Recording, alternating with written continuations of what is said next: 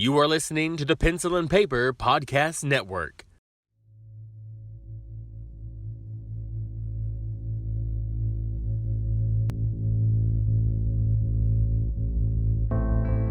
You're listening to the Horror Ramblings Podcast, the show about all things horror.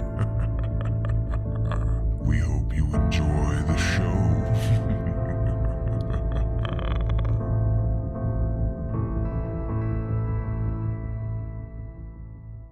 Haha, this is the Horror Ramblings Podcast, the show about all things horror. I am your host, Lester Blosser, joined by my co-host and good friend, the extremely talented Stephen White. Good morrow to you, Stephen. How are you today? Good morrow. I feel exhausted. Gonna say? Yeah, mentally exhausted for a lot of reasons. Yeah. For a lot of reasons. I get that. Things have been a little crazy here in Ohio lately, so I won't get into all that because that's depressing, and I don't want to be depressing. So, I get it. But I know you've been, trying to take some time to let the creative juices, come back up a little bit, Yeah. and you haven't really had much luck here lately, it seems. No. I mean, this weekend, look, I don't want to complain about it because it is a job, and it's good money. But I was kind of hoping for just a little bit of a, just a little break because so what I'm talking about is Joe Blow has asked me to do yet another video, which again, I'm okay with. Yeah. But the last video that I did literally posted that same week that they came to me with another one saying, hey, you want to do this? And something tells me I was not the first choice. Not saying that they aren't trusting me to do it or anything like that. Like, I'm not capable. I think it was more, let's pass it to other people because he just did this. And people were like, nah, I'm busy. Nah, I'm busy. Nah, I'm busy. Nah, I'm busy. And then he's just like, hey, I got this video. You think you could, are you interested? And I looked at it and I thought long and hard about it going, God damn it. And the only reason I did it is because right now my wife is out of town. I've got time and I figured, let's just do it now. Maybe I'll at least have the rest of the month. Yeah. And I'll just knock it out. It's already the beginning. So just do it now and get it over with. And maybe I can have the rest of the month. But I have not had a chance to recover from the last video because they can be time consuming and brain busting, because you're trying to think of all the creative ways to do this and do that. And I need a break from that before I jump into another one. Yeah. And I really only have a week to do it, which I can do, but I like having that breadth of time. Like if he says, hey, 2 weeks, it'll be fine. Like the last one he gave, like it wasn't even supposed to be done until I think the 28th of June, or middle of the week. And I had it done by Saturday before the Wednesday that it was due. And I was like, I'm done early. Here you go. Because, I just had gotten it done. Well, if you're good at something and you get things done quickly, they're like, man, we need to give this guy work all the time. Yeah, but damn. Now, my brain needs a break. That's all. Now, I have to tell everybody out there listening, there's another reason why Stephen takes July off. And this might be news to Stephen, but I know the secret, and I have to tell everybody. Stephen's on a quest to find the Necronomicon and use it to destroy the Upside Down from Stranger Things. Damn it. Little do people know those things are correlated. However, he has to go to hell to get the Necronomicon, and hell is still on COVID restrictions. Yeah. So see, somebody figured it out. I was trying to keep it under wraps, and damn it, you figured it out. The last time I was over, I saw the sawed-off shotgun and the chainsaw, and I'm like, this doesn't look like Steven's dressing up and going to conventions, so something's going on here. Yeah. I gotta put it together. So if you see Steven in the new season of Stranger Things, season 5, with a boomstick, a Necronomicon, and a chainsaw, you guys know I was right. Yep. But hopefully you get a little bit of time to, battle the creatures of hell and relax a little bit as well. Those two don't always go hand in hand, but Well, I am. Now, I have already made this commitment, and I guess that's where part of my brain is at, is, again, I do have this, I've got time. It's not about not having time. It's wanting the opportunity to do something for myself and not do anything else, because earlier in the week, I tried sitting down. This is Friday, mind you, and people, you don't need to know when we're recording. But I had taken Friday off, and the plan was, hey, I'm gonna relax. I'm gonna relax and just do something for myself. Well, that didn't happen, because around 10 o'clock, I was looking outside and it was nice and sunny, and I was like, you know what?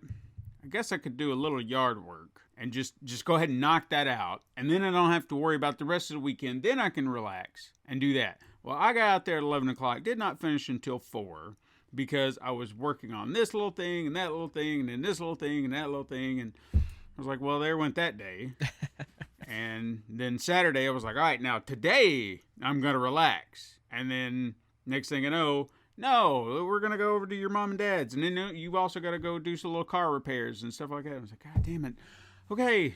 And then Saturday evening, I thought, well, tomorrow I'll relax. And then I check my email, and then there's, hey, buddy, you want to do this video? I was like, bye.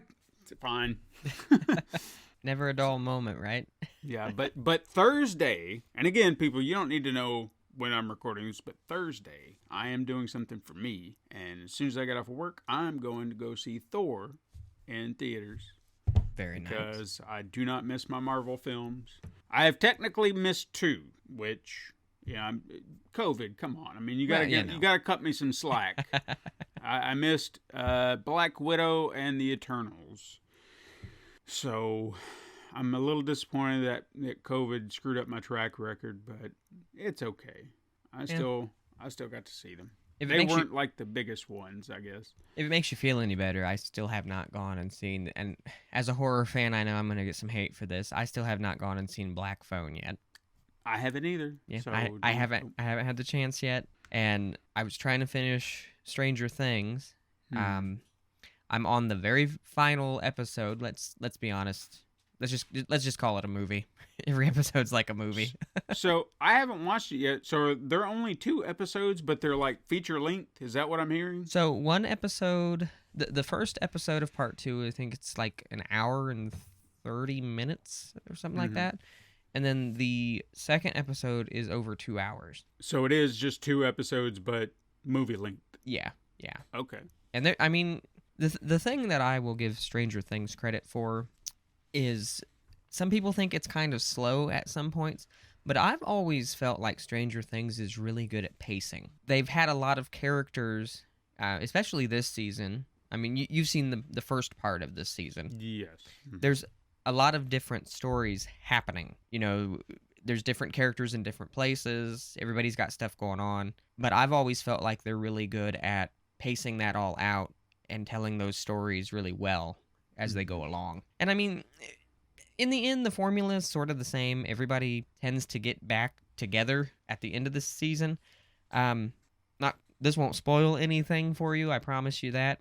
But this season is a little different. I don't think everybody's going to end up, all together, at least not in the sense that they normally are at the end of this season. But I've still got like over an hour to go. It's like every time I sit down to watch it, something's happening.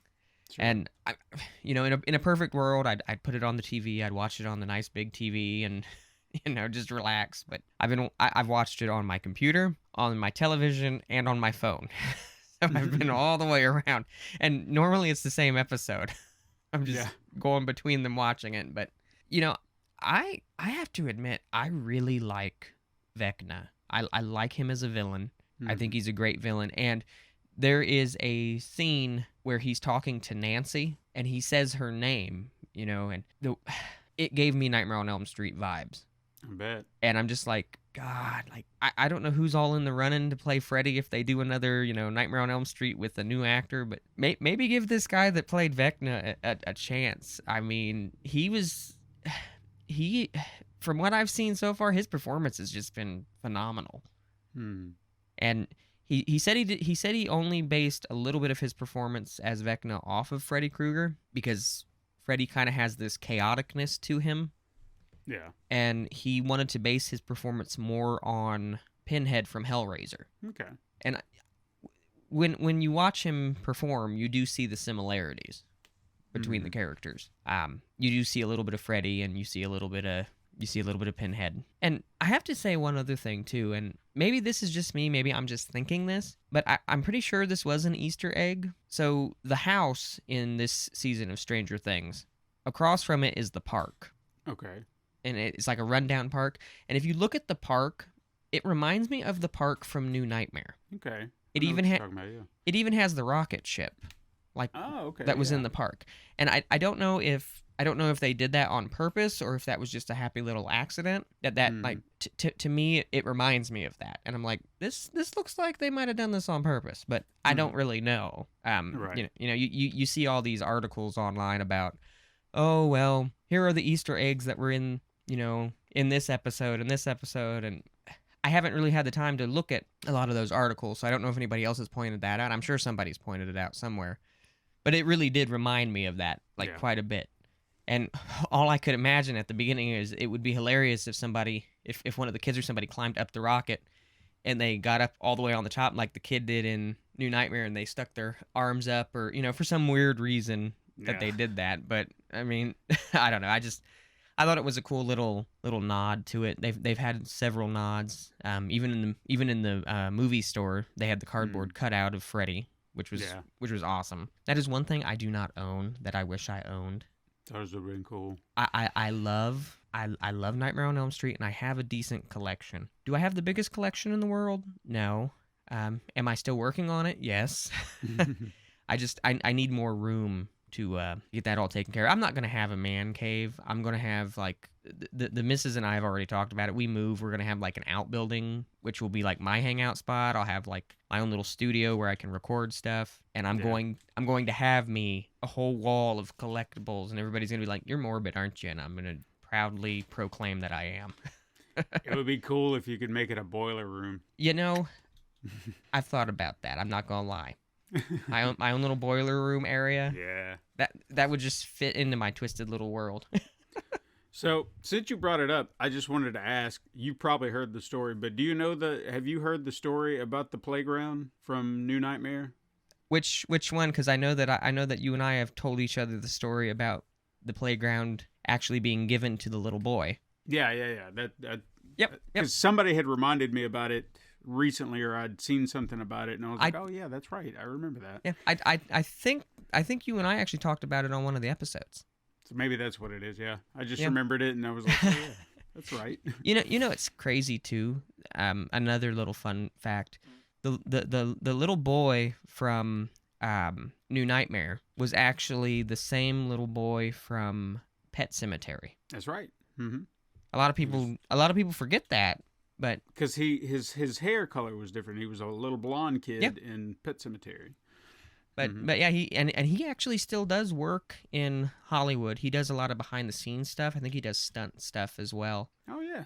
But yeah, he still does quite a bit of work. I think it would be cool if they brought him back, like if they did another Nightmare and they brought him back just like as a little cameo or something, because you'd have that one person in the audience who would be like, "Hey, I know that guy." I feel like I'd seen him in some, I don't know if it was a behind the scenes. Was he in that Nightmare documentary by chance? Maybe that's what I'm thinking of. I think he was.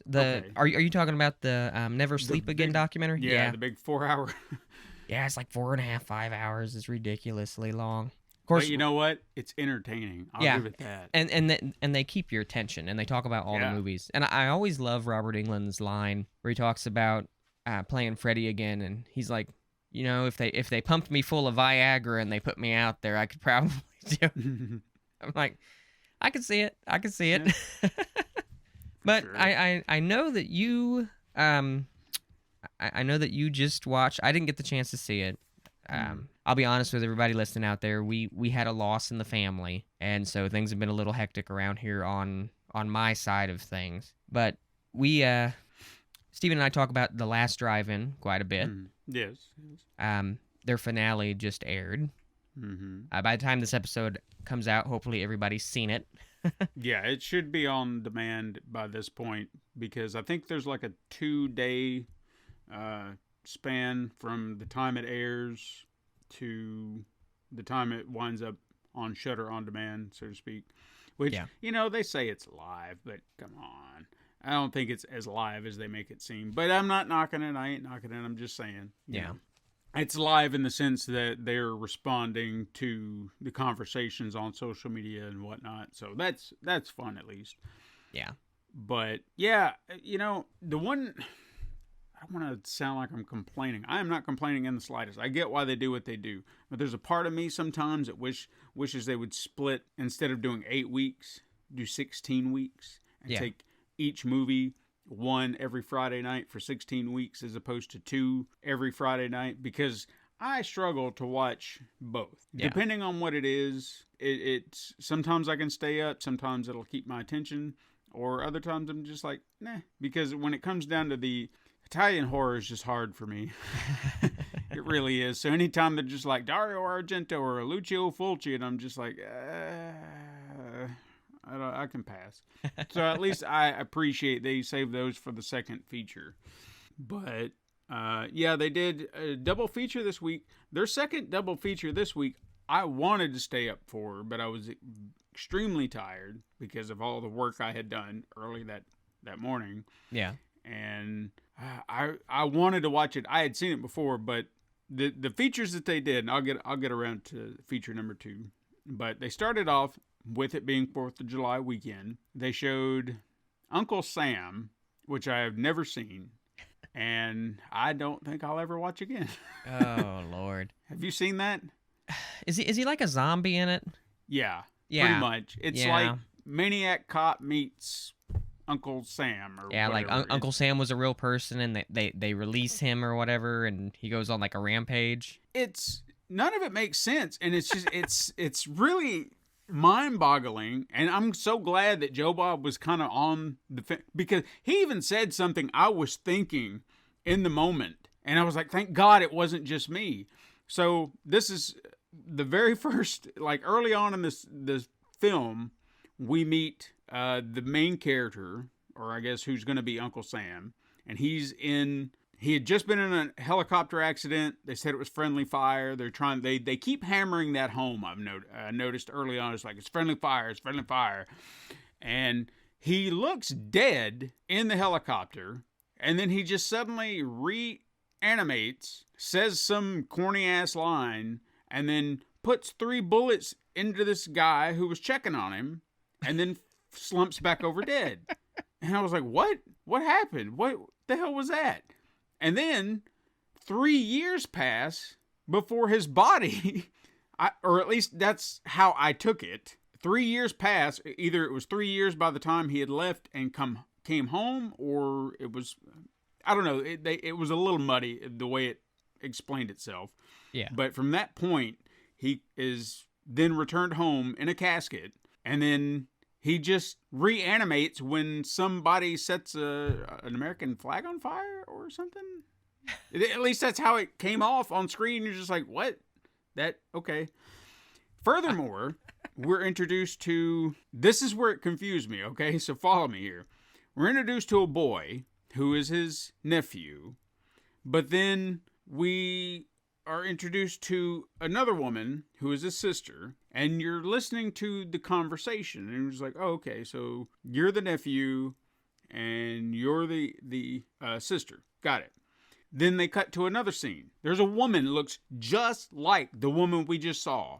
Yeah. And she's making out with a cop in a cop car, and then she goes to her door, is met with a general from the army or whatever branch of the military he's in, and says, I'm here to talk about your husband. And I was like, wait, what? And he said, yeah, Sam. And I was like, wait a minute, wasn't she the sister and the boy was huh?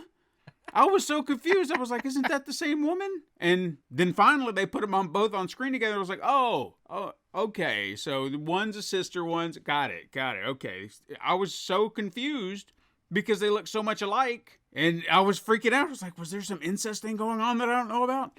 It would fit with the movie, as weird as it was. Doesn't he wear like a mask, like an Uncle Sam mask through part of it, and then they rip it off and... Yeah. God damn.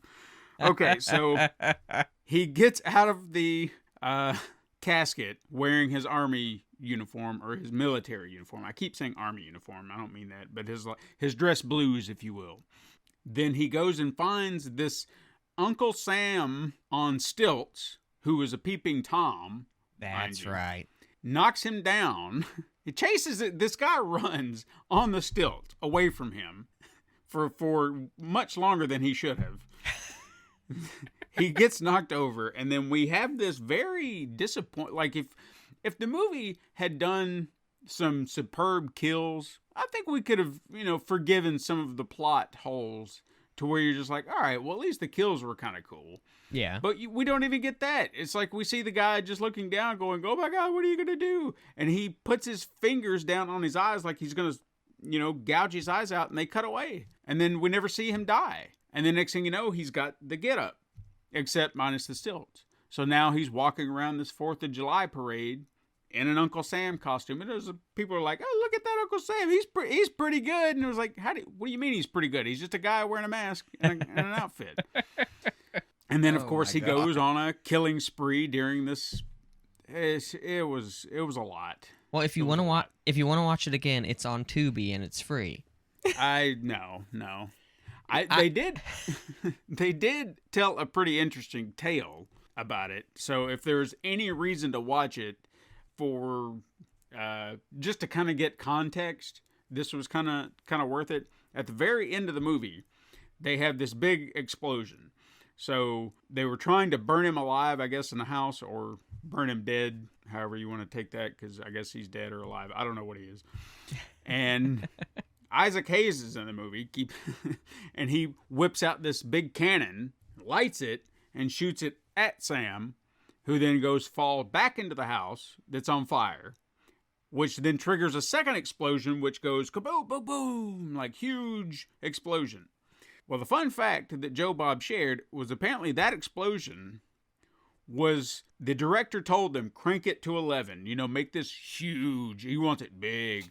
It reverberated through several city blocks in the neighborhood, shattering windows in houses, which caused lawsuits. Oh, hell. And I think he said, if I remember the number correctly, probably about 33 houses. And he said, I take that number as an assumption because that's how many people were in the lawsuit.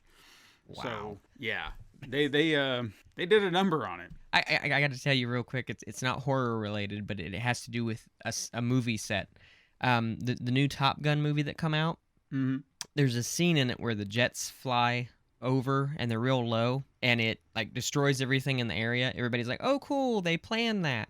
No, the director said he was glad that they got it in the first take because he didn't realize it was going to destroy the movie set. Oh shit. Yeah, it destroyed the set. Wow. I'll have to keep that in mind when I see it. I love when people are like, let's crank it up to 11, especially in movies. Oh yeah, because it works out so well. No, I remember Uncle. It's been a while since I saw it, but yeah, mm-hmm. I do remember it. It came out in like '96, I think. It was one of those late '90s slashers. And what was funny about it is a lot of the stuff that Joe Bob kind of mentioned as far as trivia for it. It made sense because this was supposed to be like a theatrical release, but he said it came straight to video. And when he showed the video cassette case, or I guess it kind of had one of those little hologram. Remember when they kind of did that? I think Jack Frost was another one that they did that with. Yeah, it was like a gimmick that they did in the 90s. Mm-hmm. But it was one of those straight to video horror films, and there were so many. Like there was a boom of them, and honestly, I would say I would attribute it to Full Moon Horror because they were making bank. Oh yeah, doing a lot of that stuff in the 90s. They said the hell with theatrical, let's just do home video, and then everything they did was straight to video, and then suddenly you started seeing this wave of I think lesser. I think though with that when movies were coming directly out. to just get at home. People were a lot more forgiving, even if it was a crappy movie. It was just the fact that, some of these movies were so bad that they were good. Like, that's a guilty pleasure of mine, Jack Frost. Mm-hmm. I love both of them. There's 2 of them. Yeah. And I love both of them. And I have to tell you this, too, because this is kind of this is a morbid fact, but it's kind of interesting. So the guy that played in both the Jack Frost movies, who played the sheriff, who beat Jack Frost, he died. And you want to know how he died? This is the interesting thing. He died in an avalanche. No shit. Yeah, like that's sort of ironic. Yeah. Like it's just very. It just because I looked him up the other day because I was talking about the movie Jack Frost, and I was like, I wonder whatever happened to that guy. And I looked it up, and sure enough, he died in an avalanche. Wow. Yeah. Wow. Yeah, just mind blowing. I think it's funny too. Disney has a movie called Jack Frost. Mm-hmm. I wonder how many parents accidentally got the wrong movie. Yeah, I've often wondered that because they came out very close together. Yeah, if I remember it was right. around the same time. But it's just like that movie that come out, Sausage Party, that animated movie. Yes. I wonder how many parents accidentally took their kids to that, thinking it was a kids movie. I wouldn't be surprised if any did. I remember seeing Jay and Silent Bob Strike Back in theaters, and there was a elderly woman with her grandson 2 rows in front of me. And as soon as Jay was like, fuck, motherfuck, she was like, oh my God, we've got to get out of here. Now the kid needed to be slapped really hard because he was like, no, we're not going, Grandma, shut out. And I was like, no, you snatch that boy up by his head and you drag his ass out. Don't let him talk to you like that. But great. They stayed the whole time, and I was just like, man, because she didn't know what she was getting into. Right? Oh my. Now I have to ask you a question real quick, but we'll get to the other feature and everything. But I have to ask you, have you ever seen a movie called Monster in the Closet? Came out in 1987. Does that sound familiar to you at all? The title does for sure. Now, who was in it? Let me look it up here again. Because I have a name in my head, but I might be thinking of a different movie. And I want to see if I'm right. But yeah, the title does ring a bell. You have Donald Grant, Denise Dewberry, Henry Gibson, Claude Atkins. Oh, wow, Claude Atkins. Wow. That's probably one of his last films. Yeah. So it's a really cheesy movie, but you talking about, direct to video films. I don't know what it is about it. So this kid has a monster in his closet. That's exactly what it is. And there's a scientist that wants to study this thing, and they think they can communicate it. Well, communicate with it. Well, they get this little like xylophone, and the monster has this like little. It's almost like an alien sort of. It has a little mouth that comes out. Mm-hmm. Well, they play a couple notes on the xylophone, and then the little monster mouth comes out and it goes. Well, they get closer and closer and closer to this monster, and the guy's like, I think it's friendly. I think it wants to communicate. And it snatches him up and it kills him instantly. Oh. But it's such a cheesy movie. But Yeah. it, like, you talking about the Uncle Sam movie, Monster in the Closet, like, that came directly to my mind.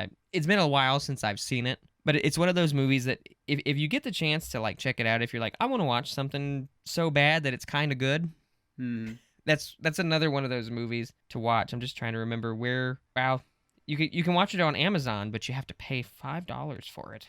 No. Well, wait till it's free somewhere. Yeah.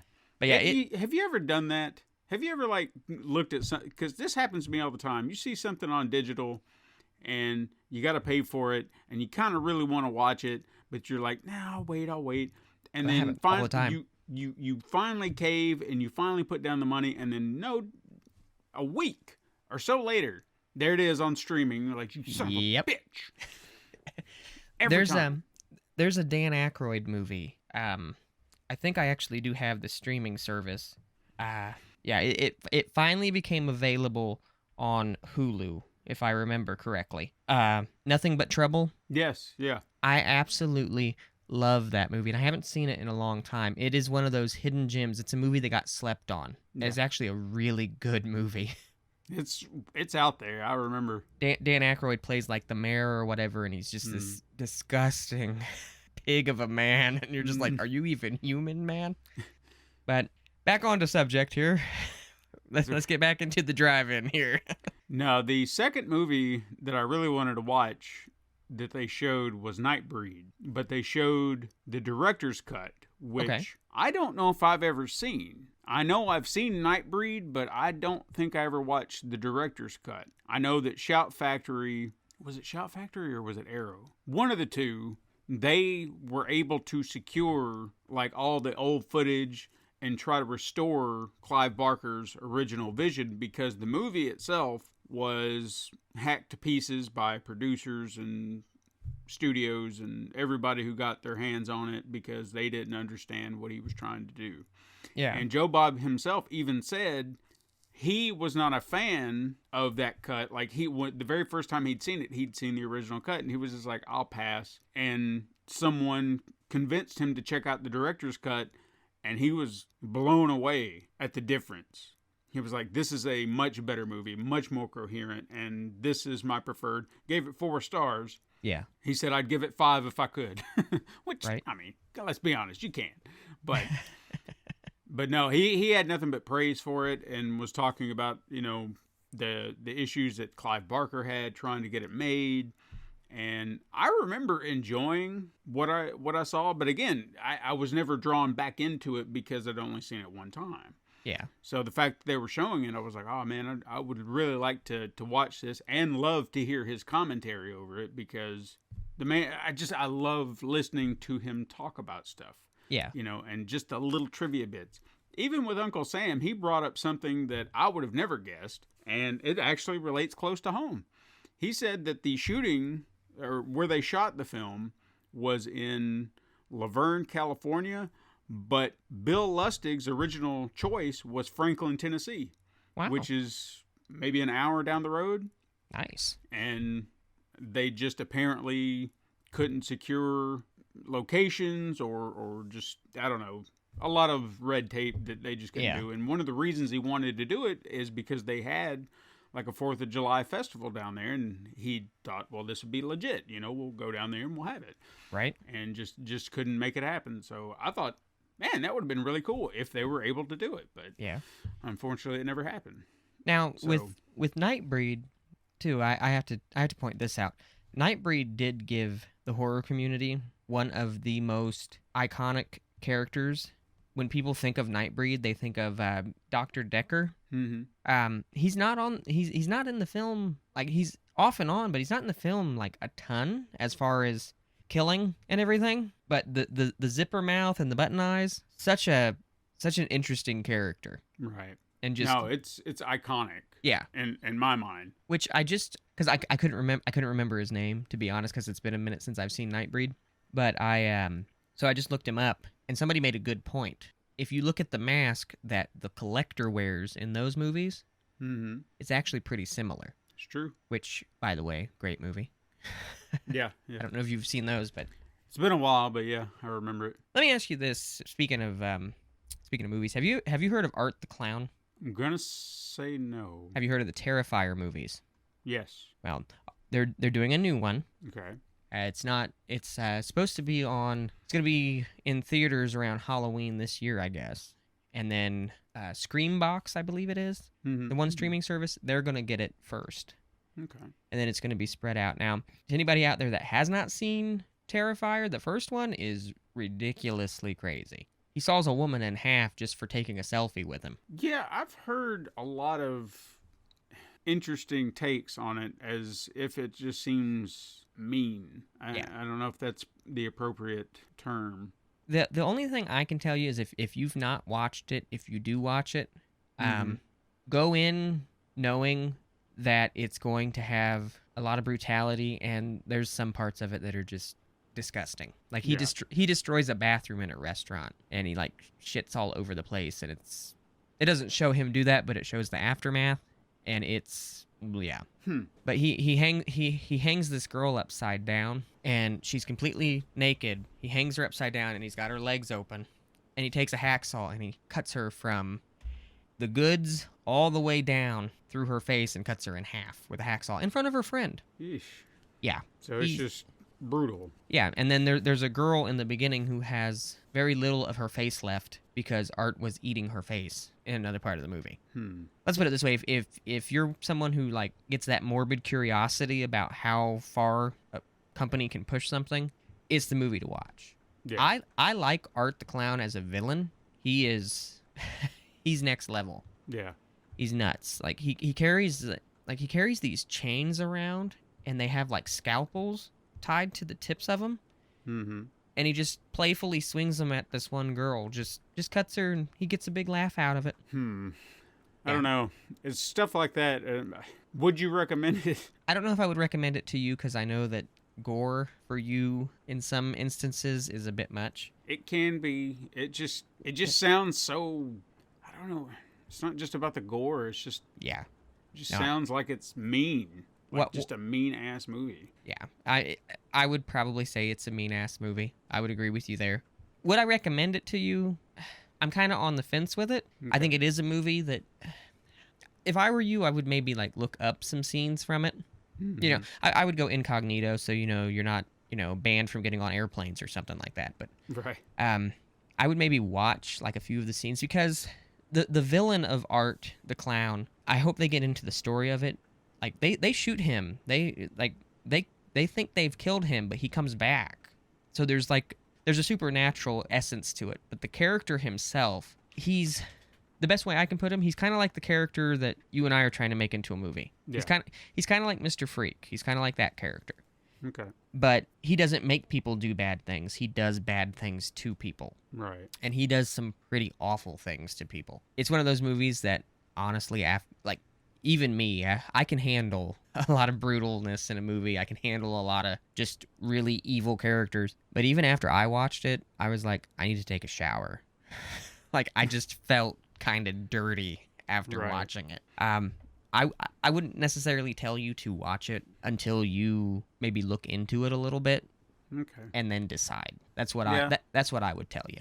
Because I've seen I've seen it on streaming services and just kind of eyeballed it. Like, do I want to watch it? And then I know someone has talked to me about it before, and just the way they may have described the exact scenes you've mentioned to me, and I was just like, I don't know if I want to watch that. Yeah, and there was just something about it just made me sound. I don't know. It was just like, eh. Well, and the character was in another movie. There's a movie called like All Hallows Eve or something. These people get a videotape and they're watching it, and the stuff on the videotape starts to come true. Mm-hmm. And like at the end of that movie, like there's some bad things that happen. There's kids that get killed in the end of the movie. Like she goes upstairs and it's just their decapitated heads there in the room, and you're just like, what the hell? Again, brutal.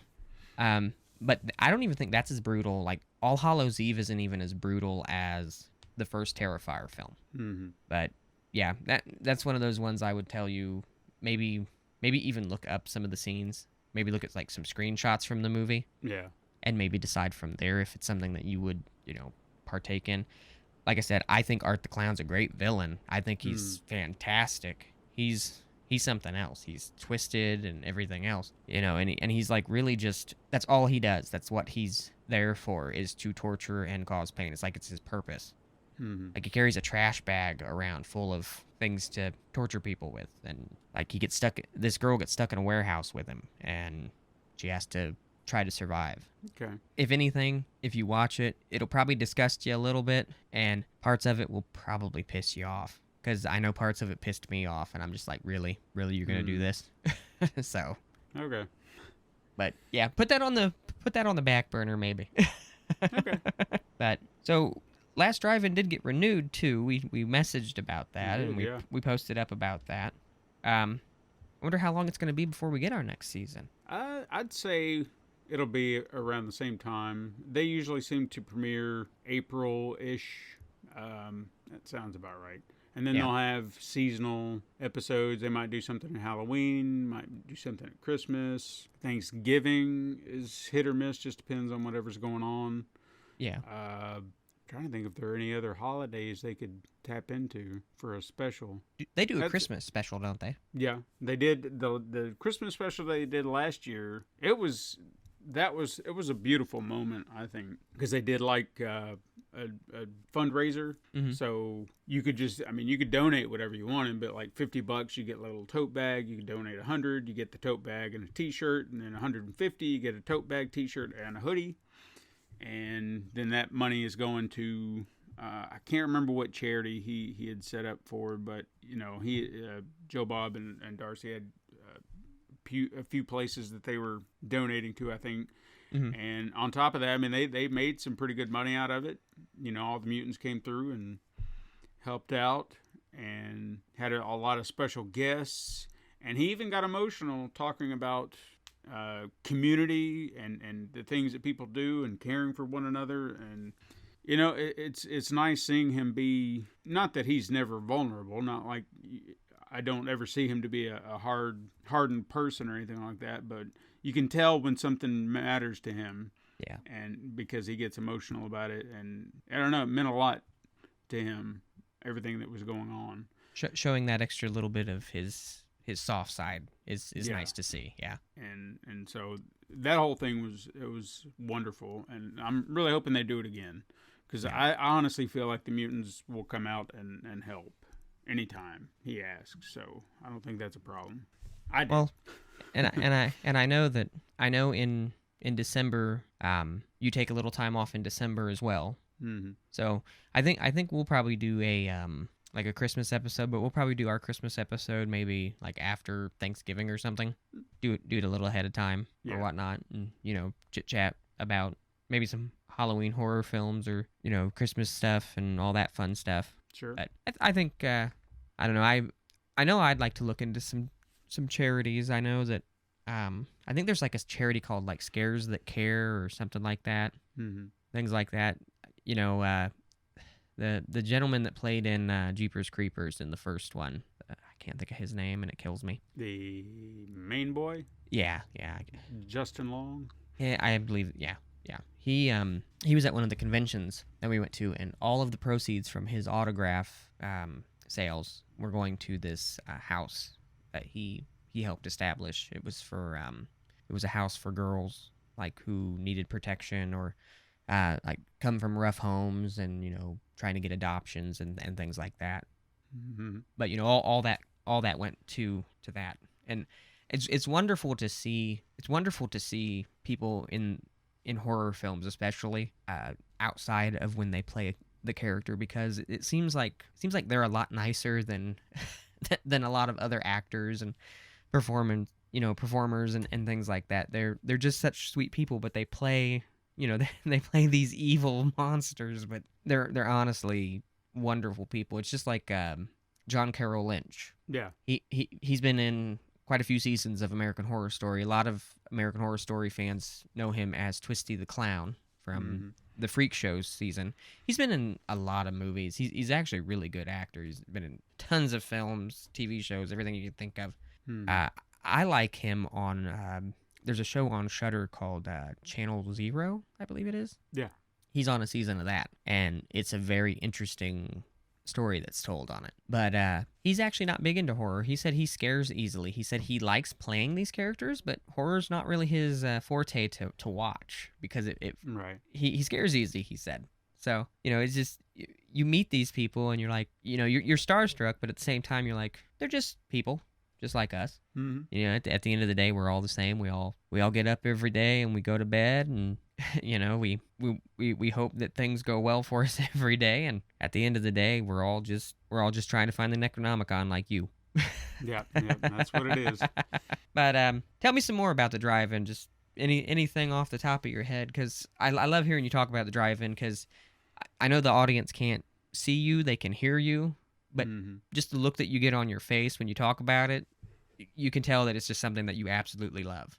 I do. I really do. And just, I'm really, the social media community, it's something that I have a little difficulty with. Not that I don't know, me and social media don't mesh very well, but if there was ever a moment in time that I can communicate with other people via social media, it's during the drive-in, because we're all having a good time. We're all enjoying or not enjoying these movies, depending. I mean, we enjoy them in our own ways, I guess, no matter how bad or ridiculous they are. And everyone's got their own take, and I'll throw in a joke or two here and there if I feel like I've got some zinger I can throw in or whatever. But I usually like seeing a lot of what everyone else says and just kind of piggybacking off of it or agreeing with it or however it may be. And now this past episode with Uncle Sam, I was not in a position, I guess. I just didn't feel like dealing with the social media. And it was not that there was anything bad. Like, I wasn't mad at anybody or I just wasn't in the right headspace for it. Like I said, I was exhausted from the day. I just wanted to lay there and watch the movie. And, even that is just a lot of fun because, as I've said before, just listening to the behind-the-scenes stories and everything that he puts into these deep dives, that's what makes watching these movies so enjoyable to me. Yeah, I mean, the movies themselves can be good, they can be bad, but even if they're bad, like Uncle Sam, you still find yourself wanting to watch more because you're going to get back around to Joe Bob giving you more trivia or more information about whatever may be going on. It could just be about an actor, it could be about a scene, anything. Yeah. And, he had a lot to say about Uncle Sam with the fact that, I mean, he seems to be pretty good pals with Bill Lustig, who directed that film. And he was even critical about him, too, and which I kind of appreciate because he's had him on the show before. He had him on doing an interview when they did, I think it was the 2 Maniac Cop movies back to back. Mm-hmm. And, he was even asking, he's like, this does not seem like his type of choice. Like, I guess all the creative choices he made for the movie just felt off. Even Larry Cohen, who produced the film and has produced a lot of, I guess, shocksploitation type movies, because I think he did, the Maniac Cop movies. The Stuff, I think, was one that he produced. I believe so.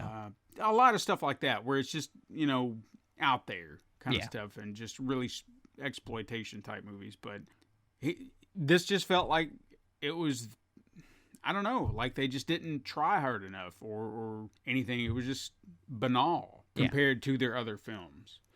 And he even compared it, like I kind of said up top. It's like Maniac Cop, but hey, we're going to use a soldier instead. He's angry at the world and he was done wrong. But in this case, he wasn't, because Matt Cordell in Maniac Cop, it wasn't a bad guy. He was just wronged and then kind of snapped. Out for revenge, yeah. Right.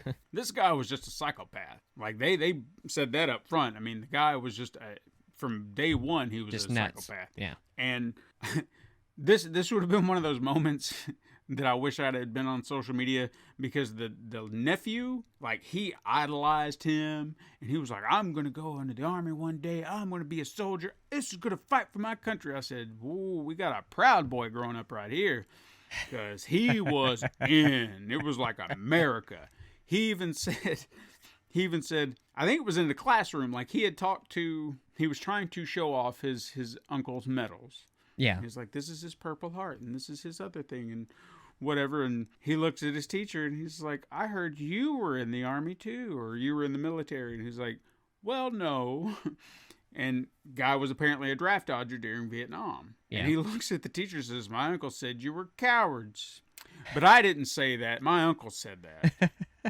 And I was like, but you did bring it up, kid. Okay, whatever. Sits back down and says, one day I'm going to be a soldier.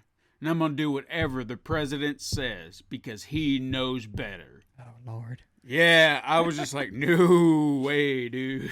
They should have done a sequel like Uncle Sam versus Lady Liberty or something nuts like that. That would have been great. Yeah.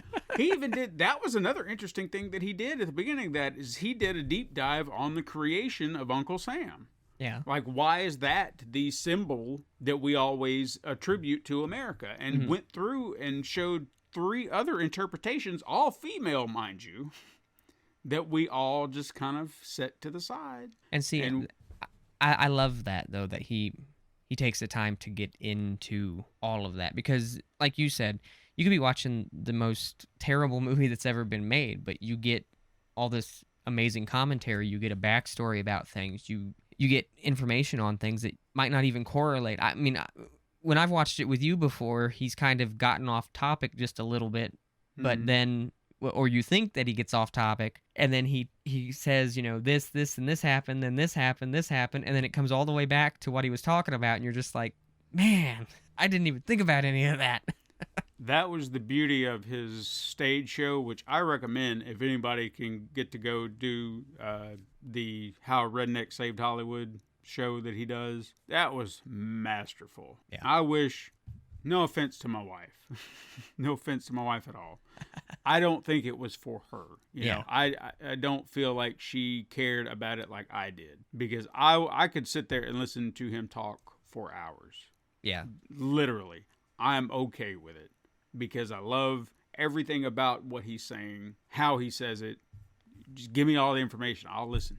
Right. And this is like a 2-hour show explaining the origins of rednecks and how they got into film, where they began in film, where they wound up, various stages, and how they saved Hollywood. And it's right there in the title. That's exactly what you're going to get. And how he comes back around to it, you're just like, oh my, wow. It just blows your mind. When he's done with it all, it gets you thinking about it, and you think about it for days, weeks, or however long you think about it. Mm-hmm. And that's difficult to do. Yeah. But yeah, that's one thing where I will give him props all day. He definitely gets a person's attention, and he makes them think, and that's, I hate to sound like this because it's gonna make me sound like some kind of old guy that's complaining, but anymore people just want their information given to them in little 30-second snippets. Mm-hmm. And they just want to put it in their head real quick and let it go. Right. Nobody wants to have that engaging conversation or listen to an engaging, discussion or an engaging talk from someone. Nobody wants to just sit and listen, it seems like, anymore. No. So when you get that, it's a rarity. Mm-hmm. So no, I hope they'll keep that show running, because it has to be one of Shudder's most on-demand shows that people are always flocking to. That's why I got Shudder. Yeah. Was literally for that. Now, I know there are a lot of other great content on there that I have found. Yeah. But The Last Drive-In was the reason I subscribed to Shudder, because to me, it was just worth it. I said, if I can just sit here and watch movies, even movies that I've seen, I have watched on the drive-in just because I want to hear what he's got to say about it. Like, I think they did a Halloween Hoedown, which was all three Halloween 1, 4, and 5, I think it was. Mm-hmm. I watched all three of those. Yeah. Even though I'd seen them, but I wanted to hear what he had to say about it. New information, maybe some stuff you didn't know before. Yeah. Because, even people, it doesn't happen very often for me anymore, just because I've tried to catch up on all the content that I can Nightmare on Elm Street wise. But even to this day, I still, from time to time, hear something, take in some information that I didn't know. Maybe there was a story that I thought went a certain way, and a subtle detail was different. Mm-hmm. That it's like whenever we go to a convention and we see a panel, I might poke my head in for a second to see what they're talking about. Robert Englund's told a lot of stories, and my favorite things that he talks about is it isn't. I can't talk today. It isn't even when he's on the set. It's what he was doing in between working, but he's in an area, and he always talked about how he couldn't get out of makeup, and they'd go take a break, and he would walk around the neighborhood, and it would scare the crap out of people because they didn't realize that there was a film going on. So they were like, what's going on with this guy? What's wrong with this guy? Just little things like that give me a sense of, okay, this is interesting. So yeah. But on the Shudder thing real quick, I feel like I have looked into the most popular shows on Shudder, and I do believe that Last Drive-In is right up there at the top. Like, I know the two biggest things that they tend to talk about, at least in the ads that I hear, because the one podcast I listen to, they have a deal with Shudder where you can get like so much time free with Shudder if you mention that this podcast sent you over or whatever. But they always talk about Last Drive-In and Creep Show. Those are like the two shows on Shudder that tend to get a lot of people to go over to Shudder. Right. And Joe Bob Briggs has been doing this for a long time in some shape or form. He's been doing it for a long time. Yeah. And I'd say this is probably one of the most freeing options he's ever had to do it. I mean, I'd say to a point, the movie channel days, like early on, probably would kind of give him about the same freedom as this, but maybe I would assume more so on Shudder, because I don't know what the restrictions were back then in the 80s. Yeah. When he was doing it on the movie channel, so that could have varied from time to time, and that was before my time. I mean, I was alive then, but I was not aware of him. I didn't get to see the movie channel stuff. So I don't know if he did the same kind of format that he's doing here, where he'll interrupt the film, or if he was just kind of doing the old movie host stuff, where it's just like in the beginning and at the end. Because on movie channel, you don't have commercials. So he didn't have that format to really cut in. Unlike, television hosts like Svengoolie or Elvira, where they're showing them on cable access somewhere where they have commercials. Yeah. And even then, they get like 30 seconds to come in and be like, hey, how you doing? I hope you're liking the movie. And then they just rush out.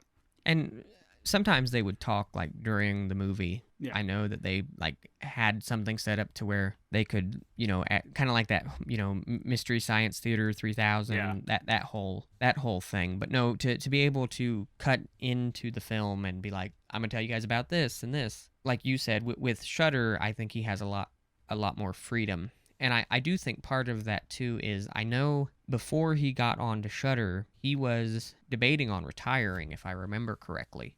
But Shudder reached out to him and was like, we want you to come and do this. And I think when all the fans flocked to it and they were like, we love this, I think that re-energized him. Yeah, because the very first, what was it? It was like a 48-hour marathon, if I'm not mistaken. It was a long stretch that they did, and that was supposed to be the sign-off. That was supposed to be like, I'm going to do this, and I'm done. That's it. And it, like you said, it just kind of revitalized something, which, thank God. Yeah. Because let's see, this next season coming out is what, season 5? 5.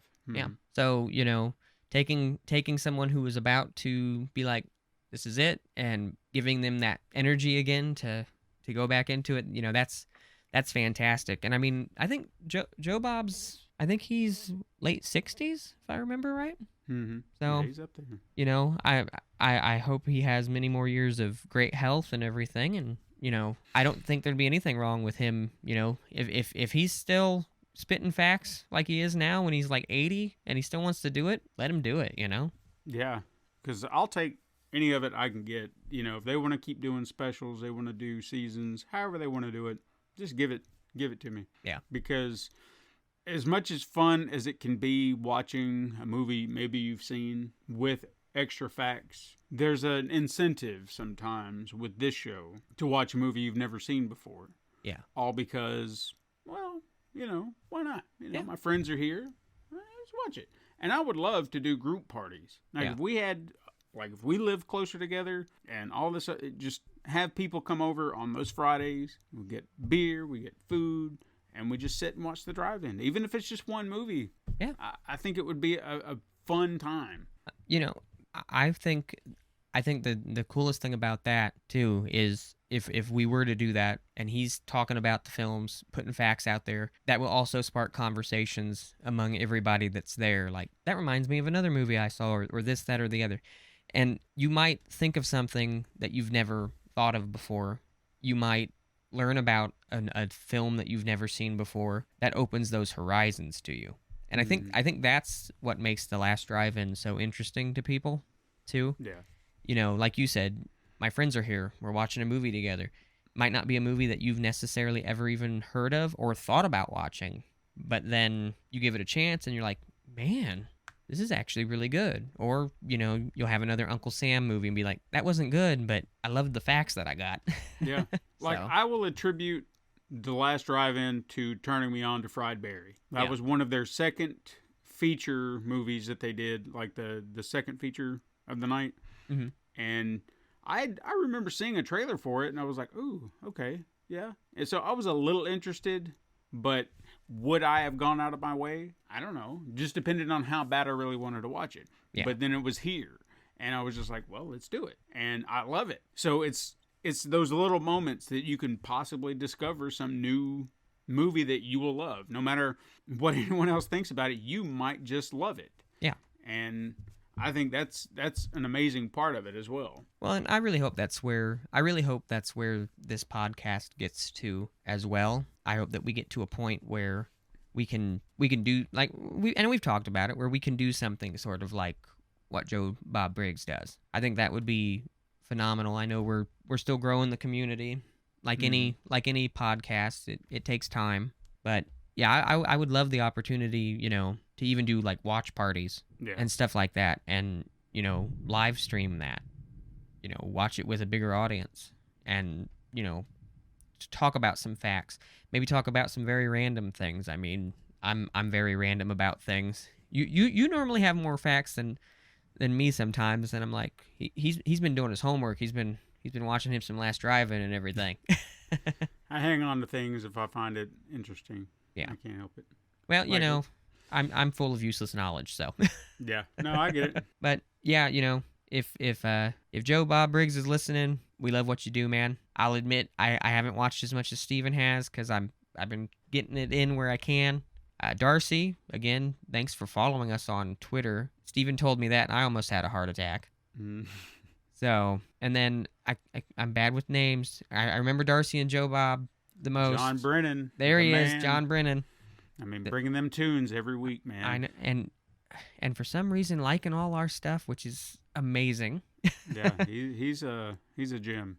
Yeah, we love what you guys do. We do. And to the Mutant fam out there, I've seen all the love that you guys have given the show, and that does not go unnoticed either, guys. Like, we truly appreciate that. If we can keep things going and we can keep this momentum going, I'm hoping eventually to maybe even bring the podcast to a convention. If there's a convention in between where Steven and I live, maybe getting together there, maybe seeing about getting a booth and meeting with fans, talking with fans, maybe even interviewing some fans. Yeah. Like, I think that would be phenomenal. But Steven, do you have anything else you want to put out there today? No, I think I'm tapped out. I think we kind of went into this episode. Normally we have a topic that we discuss, but we just jumped right into it today and said, let's do this. So, with nothing else to go off of, I guess, Steven, if you want to tell the people where to find us like you do best. Oh, I got to pull up my notes. I forgot to pull up my notes. Been too busy with that Necronomicon stuff. I have. And for everybody, if you heard any rain or thunder, I did not know it was going to rain today. I was curious. I saw you kind of looking up a little bit, and I was like, is something going on? Yeah, it caught me off guard. I was like, what is that? And then I realized it was rain. So it's been raining. But hey, all of you out there, let us know how you feel. If you have something you want to talk about, if you want to gush about the Last Drive-In like we have been, you can do that on Twitter at Horror Ramblings. We've already read out some of your lovely tweets, and we'll do it again. All you got to do is add us at Horror Ramblings or just respond to whatever we've thrown out there. We'll read it out. We'll shout your name out and be like, hey. And you guys are, as we mentioned last week or the week before or whenever it was last week or the week, I don't know. Time has no meaning anymore. You guys are very on point with a lot of your tweets. We were very entertained with that. So bring them on, man. Bring them on. We need more.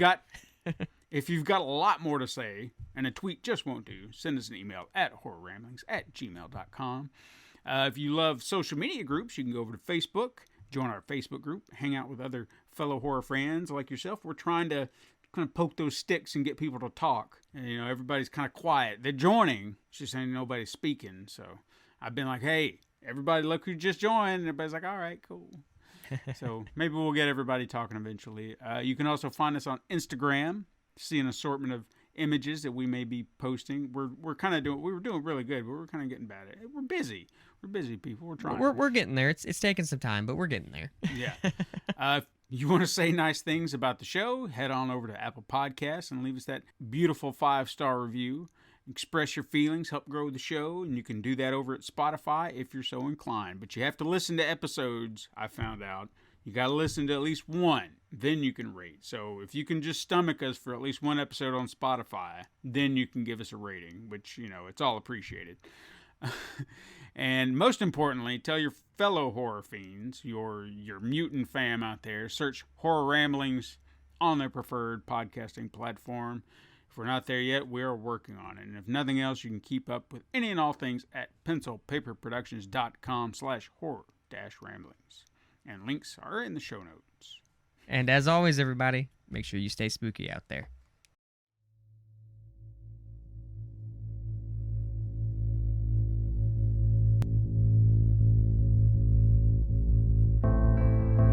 This has been the Horror Ramblings podcast.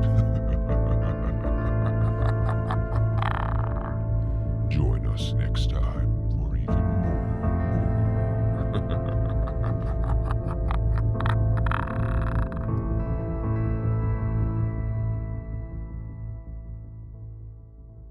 This has been a Pencil and Paper Podcast Network production.